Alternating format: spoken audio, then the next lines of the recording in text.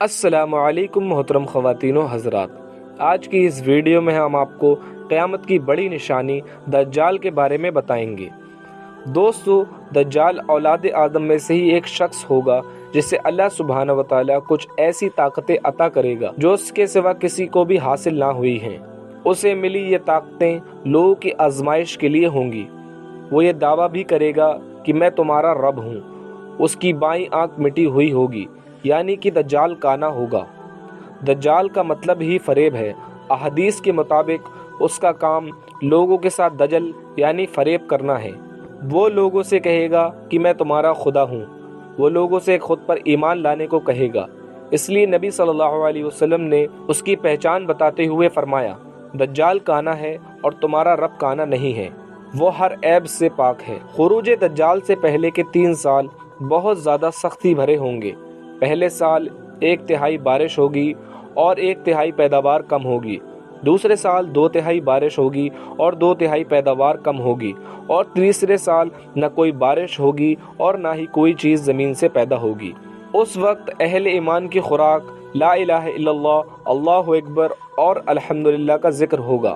دجال اس وقت تک نہیں نکلے گا جب تک کہ لوگ اس کے ذکر سے غافل نہ ہو جائیں، یہاں تک کہ خطیب ممبر سے اس کا ذکر کرنا تک نہ چھوڑ دیں۔ خروج دجال کے وقت مدینہ بہترین زمین ہوگی۔ اس کے ہر دروازے پر فرشتے تعینات ہوں گے جو دجال کو مدینے میں داخل ہونے سے روکیں گے۔ ایسے وقت میں مدینہ میں 3 زلزلے آئیں گے، اور کوئی منافق خواہش مرد ایسا نہ ہوگا جو کہ مدینے سے نکل کر دجال کے ساتھ نہ مل جائے۔ ان میں سے زیادہ تر عورتیں ہوں گی۔ یہ وہ دن ہوگا جب مدینہ اپنے میل و کچیل کو اس طرح نکال دے گا جیسے لوہار کی بھٹی لوہے کے میل و کچیل کو دور کر دیتی ہے۔ اس کی رفتار اس بارش کی طرح ہوگی جس کے پیچھے ہوا ہوگی، مطلب یہ کہ وہ بہت تیزی سے زمین کے ہر حصے میں پہنچ جائے گا۔ وہ زمین میں 40 روز تک پھرے گا، ایک دن ایک سال کی طرح، ایک دن مہینے کی طرح اور ایک دن ایک ہفتے کے برابر ہوگا۔ باقی کے دن عام دنوں کی طرح ہوں گے۔ وہ مشرق کی طرف سے آئے گا۔ اس کا ارادہ مدینے میں داخل ہونے کا ہوگا، مگر احد پہاڑ کے پیچھے فرشتے اسے روک کر اس کا رخ شام کی طرف پھیر دیں گے۔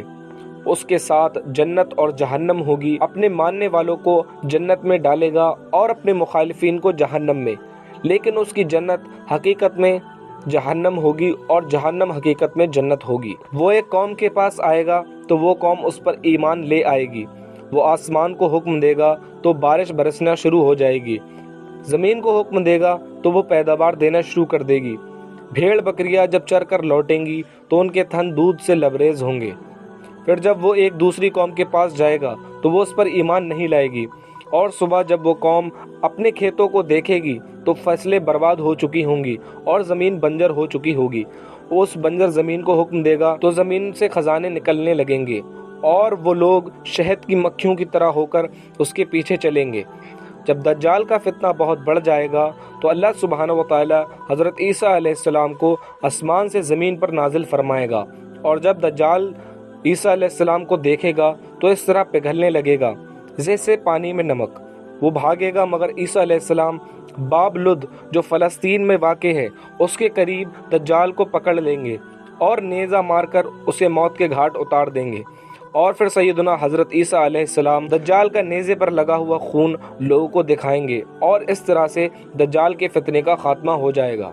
دوستو، ایسی ہی دینی اور دنیاوی انفارمیشن کے لیے سبسکرائب